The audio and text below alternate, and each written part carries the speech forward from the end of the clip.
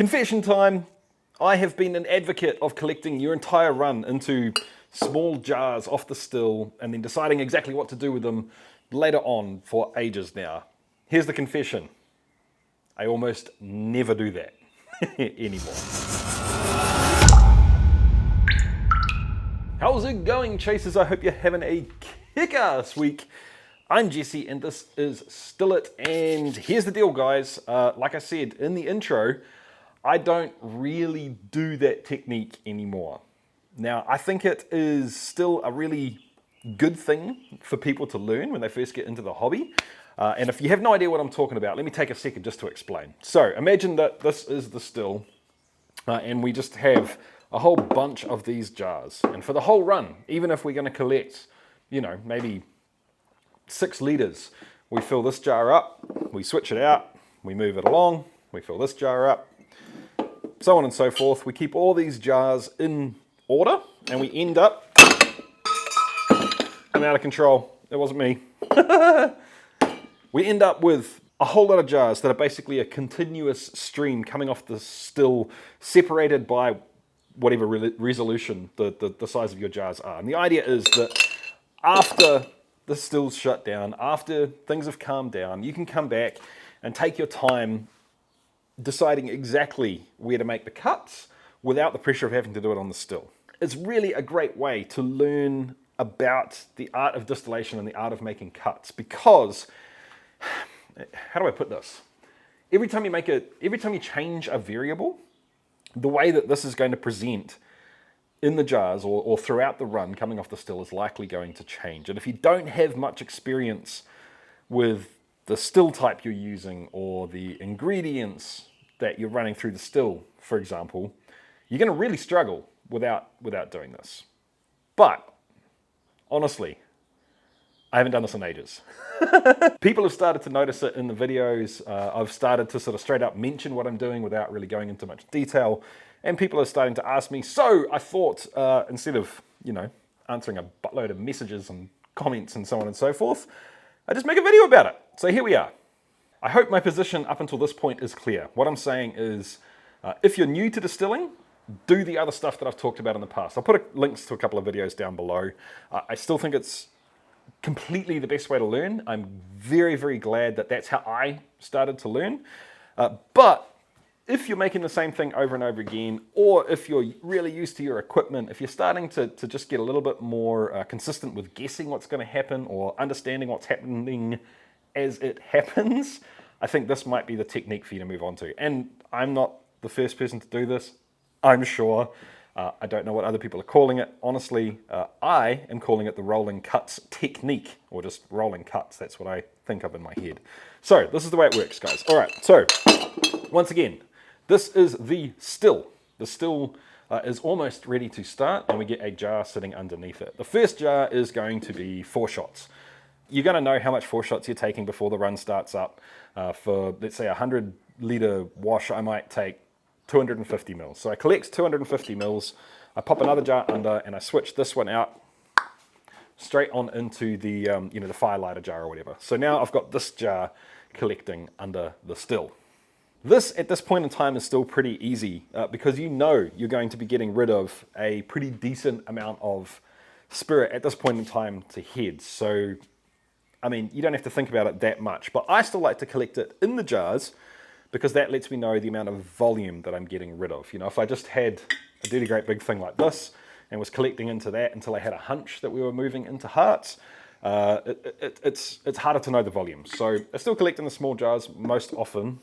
So I still collect in the small jars at this point for the most part. And the same thing's going to happen. These are going to fill up. So I'm going to start filling these with liquid so you get an idea. And I'll switch this out. This one comes over here. The next one goes underneath. And this one fills up.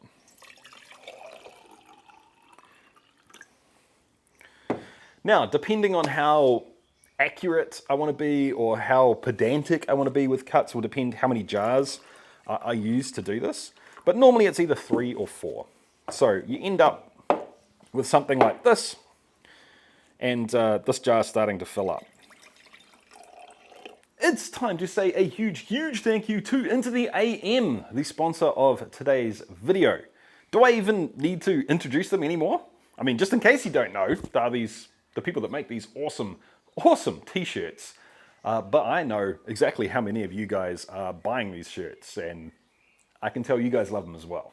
Why do we all love these so much? Well, for starters, their designs are absolutely freaking dope. That's obvious, but maybe what you can't tell from that side of the screen is that the quality is really, really awesome as well. They're comfortable, they're long wearing, they're true to size, and they just feel good to wear. So if you want to get in on the action as well, you can use the code CTC to get 10% off anything you pick up at intotheam.com. There's a link down in the description as well, so you can't miss it. Cheers, guys. I don't know quite how to put this, but let's give it a specific example. Let's say we're distilling a whiskey. So we've already gotten rid of 250 mils. We've got this much lined up for heads. You know, and after a little while, you're going to start tasting and testing what's coming off the still, and you're looking for those heads characteristics to die off and disappear. We're looking for the prickliness, the fake floral potpourri, all of those sort of nail polish remover things to slowly disappear and dissipate. And at some point, we're going to make a cut to hearts. The thing is that it's all relative. You're going to start noticing an improvement over time, but you don't know how much more it's going to improve necessarily, once again, unless you're doing the same recipe over and over and over again, and you have the ability to hold a specific flavor in your head. Some people just don't have that. I'm not that great at it. I can hold a concept of a flavor, but I can't hold a specific flavor. So it's all about the relationship between this, and how it's changing over time, right? This allows me to look at that. So I can taste from here to here, down the line, and get a picture of what's happening.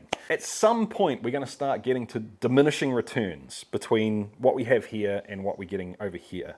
What I mean by that is the heads aren't going to get any better. You know, we're actually into the hearts.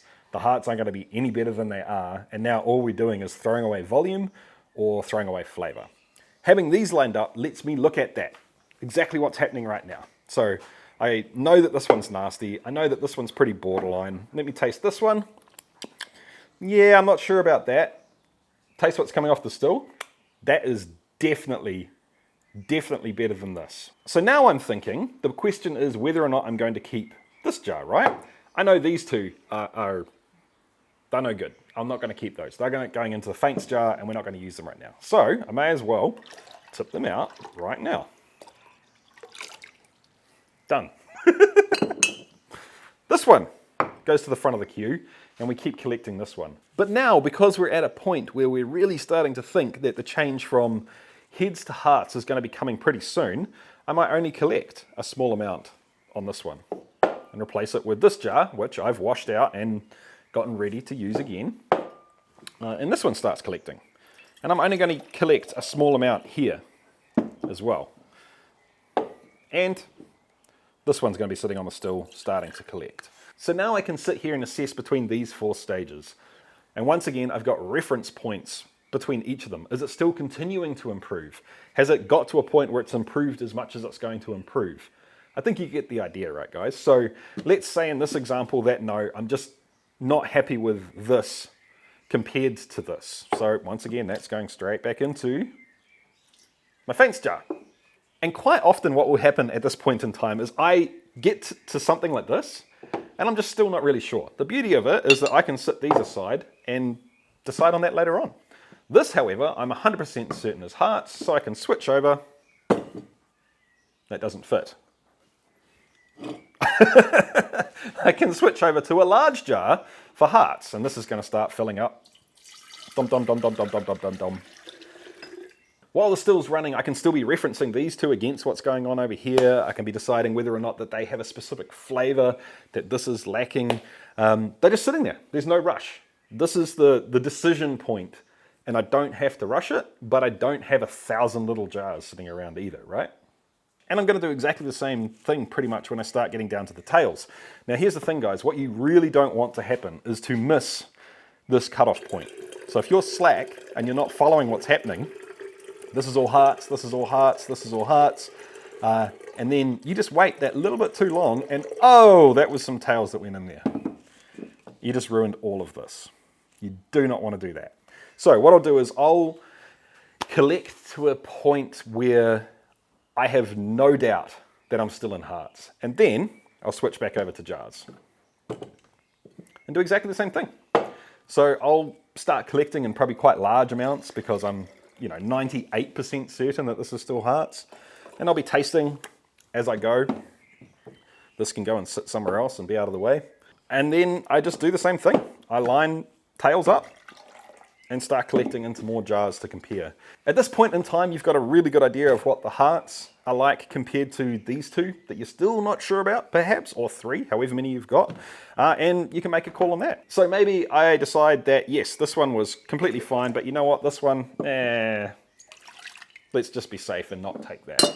Before long, you're gonna start hitting actual tails that you know are just horrible, in which case you can just switch out to a large jar that's all gonna go into faints at the end.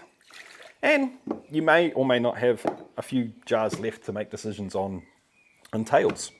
So the beauty of this is that you only use, as many jars as you want. The more jars you use, the more resolution you have, the longer back in time you can make a decision. I don't know. I'm just really starting to enjoy doing it this way. It's forcing me to think about what is coming off the still as it's coming off the still, which is forcing me to learn and understand more rather than just being completely passive and, let stuff come off the still and then look at it later on and then be like, oh yeah, I knew that would happen. It's easy to say that in hindsight. It's much harder to do that with foresight. So this is what I'm using at the moment. And the more I know a product, if I'm using my standard still and making, something that represents a scotch, for example, I could probably get away with two jars and be quite happy. If I'm making like some sort of fruit brandy that I've never made before. I haven't made many fruit brandies and I'm using a fruit that I've never used before. I might use 6 jars. I hope this all makes sense, right? So if you have a system that's similar, I'd be very, very keen to hear exactly how you use it to see if we can borrow or swap ideas. If you think this is absolute rubbish, that's fine. I'm all for people criticizing what it is that I say and do, but have a reason and have an alternative. If you don't have an alternative, well, you're just bitching and no one cares. If you have a solid alternative though, that's smart and I want to know all about it. Anyway guys, before I go anywhere, I need to say a huge, huge thank you to the Patreons. Thank you so much, Patreons. I thoroughly appreciate everything you do for me. I really do. So thank you guys. Thank you so much. If you've enjoyed this video, guys, please give it a thumbs up. Remember to have a discussion in the comments section down below if you've got something interesting to say.